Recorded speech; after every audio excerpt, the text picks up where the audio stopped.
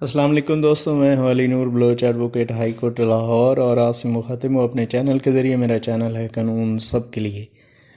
آج ہم ایک ایسے ٹاپک کی طرف جا رہے ہیں جو کہ میرے خیال میں شاید کچھ لوگوں کو پسند آئے اور شاید کچھ لوگ تنقید کریں، بٹ مجھے اس سے کوئی فرق نہیں پڑتا، کیونکہ جو میں دیکھتا ہوں وہ میں بولتا ہوں۔ جی ہاں، آج میں بات کروں گا 8 مارچ کے حوالے سے، کہ جس کا مجھے انتہائی افسوس ہے، being a Muslim, being a Pakistani.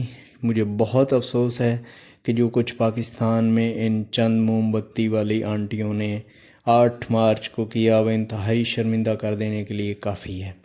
عورت کا مطلب ہے چھپی ہوئی، یعنی کہ مستور۔ جی ہاں، لیکن اسلام سے دوری کی وجہ سے ان کو ننگا ہونے کا بہت شوق ہے۔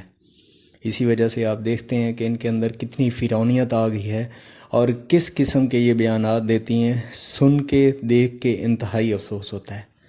وہ خواتین کہ جو کہ رشد و ہدایت کا منبع تھیں، جو کہ پاکیزہ تھیں، جو کہ تزکیہ نفس اپنا کرتی تھیں، ٹھیک ہے۔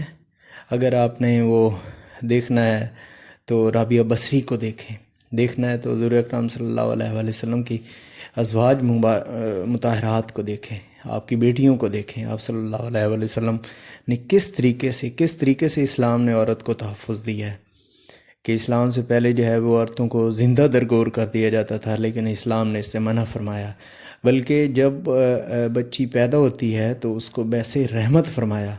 یہ اسلام ہی ہے، لیکن ان بے ایمان لوگوں نے، ان بے غیرت لوگوں نے صرف اور صرف غیر مسلم کے پروپیگنڈا پہ چلتے ہوئے پورے معاشرے کو بدبودار بنانے کی کوشش کی ہے۔ لیکن الحمدللہ ہم پاکستانی ہیں، مسلمان ہیں، اور یہ کلمہ ہم نے لا الہ الا اللہ کے نام پہ حاصل کیا ہے، اور انشاءاللہ اس کا تحفظ بھی کریں گے۔ جی ہاں، یہ لوگ جو کہتے تھے میرا جسم میری مرضی، اس غلیظ نعرے کو جن لوگوں نے گمراہ کرنے کی بھرپور کوشش کی ہے، مگر کچھ لوگ یہاں پہ ایسے ہیں جو اہل ایمان ہیں، جو دیندار ہیں، جن کی برکت کی وجہ سے یہ بے غیرت ایک دفعہ پھر اپنے اس مقصد میں ناکام رہے ہیں۔ مجھے آپ بتائیں کہ یہ کیا مارچ ہے؟ ننگے جسموں کی نمائش، عریانی، فحاشی، بدماشی، ہٹ دھرمی، بد نظمی، بے حیائی پھیلانے، یہ چند لوگ پورے ملک کو یرغمال بنانے کی کوشش کر رہے ہیں۔ ڈھول کی تھاپ پہ رقص اور جسموں کی نمائش ان کا شیوا بن چکا ہے۔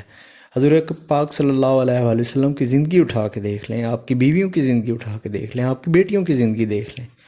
کچھ تو ان لوگوں کو شرم آنی چاہیے، اور پردہ جو کہ اللہ کا حکم ہے، پردے کو انہوں نے چھوڑ کے بے پردہ ہو کے یہ بہت خوش ہیں۔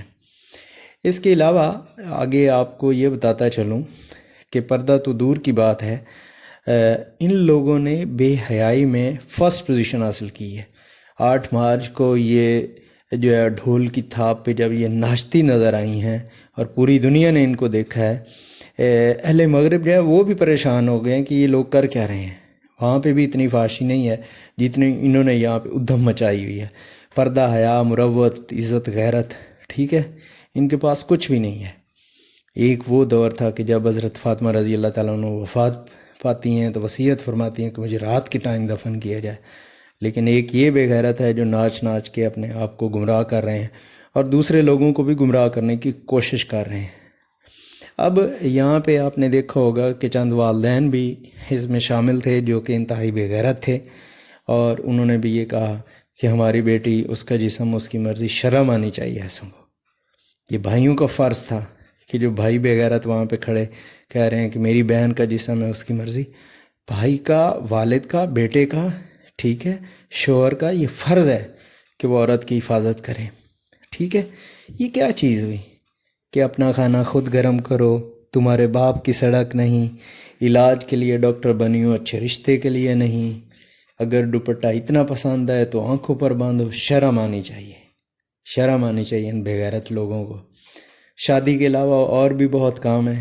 جی بالکل آپ ٹھیک کہہ رہی ہیں کہ شادی کے علاوہ آپ کے پاس اور بھی بہت کام ہے، کیونکہ آپ کے پاس تو بہت سارے بوائے فرینڈ ہیں۔ آپ کو تو پتہ ہی نہیں ہے کہ زنا کیا چیز ہے، آپ کو تو پتہ ہی نہیں ہے کہ جس بد چلنی اور جس ہٹ درمی سے آپ لوگ چل رہے ہیں، آپ کو اندازہ ہی نہیں ہے۔ دیکھیں، حضور پاک صلی اللہ علیہ وآلہ وسلم کی حدیث پاک کا مفہوم ہے کہ جب تو بے حیا ہو جا تو جو جی میں آئے کر، ٹھیک ہے۔ تو بالکل آپ کریں، وہ آپ کا رائٹ ہے، کیونکہ جب اسلام سے دور ہوں گے، جب دین سے دور ہوں گے، پھر یہ چیزیں تو آپ کے اندر آئیں گی اور آنی چاہیے، اور نظر بھی آ رہی ہیں۔ ایک اور خاتون محترمہ جو ہیں وہ فرما رہی ہیں، میں آوارہ میں بد چلن، شرم آتی ہے دیکھ کے۔ تم پاکستانی ہو، تم غیرت مند لوگ ہو، بے غیرت انسان، کچھ شرم کرو۔